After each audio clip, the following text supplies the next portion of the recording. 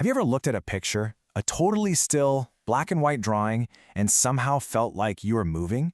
Like you were in a helicopter doing a flyover of an entire city? It sounds crazy, right? Well, that's the impossible idea we're going to unpack today. To understand how this is even possible, we have to get inside the head of an artist and professor named Douglas Cooper.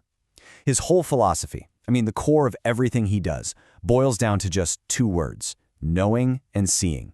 For him, a landscape isn't just what's in front of your eyes. No way. It's a map inside your head, a map you build by actually moving through a place, living there, and layering it with your memories. So, the big question is, how on earth do you take something so complex, right? This living, breathing memory, and draw it with charcoal on a wall? Well, to figure that out, we're going to have to peel back the layers on his absolutely massive, mind-bending murals. Okay, first things first. You need to forget everything you think you know about those super rigid, perfect architectural drawings. Cooper's work at Carnegie Mellon University, it's the complete opposite. He's all about the connection, that fluid, physical link between your body, your eye, and your hand. The drawing itself is part of the experience, not just a picture of it. And this is the key, you guys. His art isn't a picture of a place, it's the experience of the place. He's like a storyteller, weaving together the city's streets, its history, and, get this, even personal stories he gets from people who live there. He puts it all into one single sprawling visual narrative. It's amazing. So how does he pull this off? Well, let's dive into the first big technique. It's his totally unique way of using perspective, something he calls an extrapolated view. This slide just lays it out perfectly.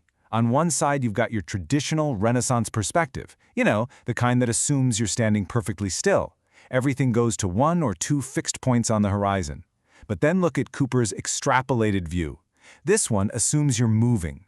It pulls together a ton of different viewpoints, with vanishing points and horizons that are constantly shifting. It's designed to feel like you're actually walking or driving through the city.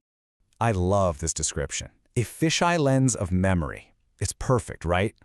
Cooper uses this kind of curved, warped projection to literally bend space. And that distortion? That's the magic trick. That's how he crams a whole complex city like Pittsburgh, with all its crazy hills and bridges, into one single picture. It's not what a camera sees, it's what your memory sees. All right, so we've got the geometry down, but what about the actual lines on the wall? For Cooper, drawing isn't just a hand movement, it's a way of thinking. Seriously, that huge sweep of his arm across the wall, that's his brain and his body working together, searching for the shape of a building, feeling out the space. There's actually a name for this, the gestural impulse. He got this from an artist named Kimon Nicolaides, who had this idea that the hand is literally the imagination's hand. So when you look at Cooper's murals, the lines aren't just dead outlines. They feel alive. They have this energy, like they're actively reaching out and feeling the edges of the buildings. And this is where it all clicks together. He's actually using ideas from psychology in his art. For example, he uses something called a textural gradient.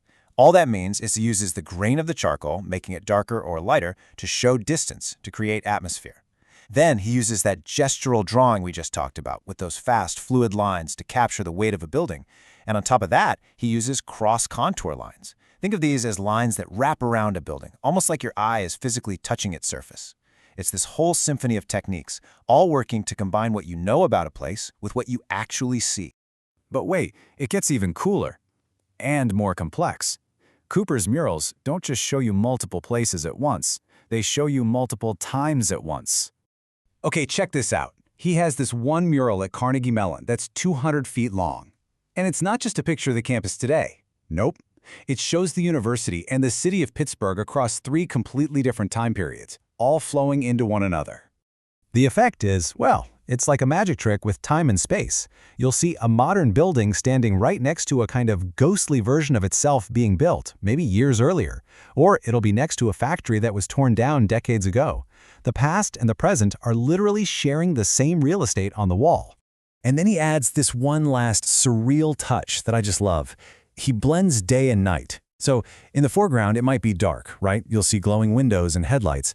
But then you look off into the distance and the horizon is bathed in bright sunlight. It's totally the logic of a dream, not a photograph. So let's recap.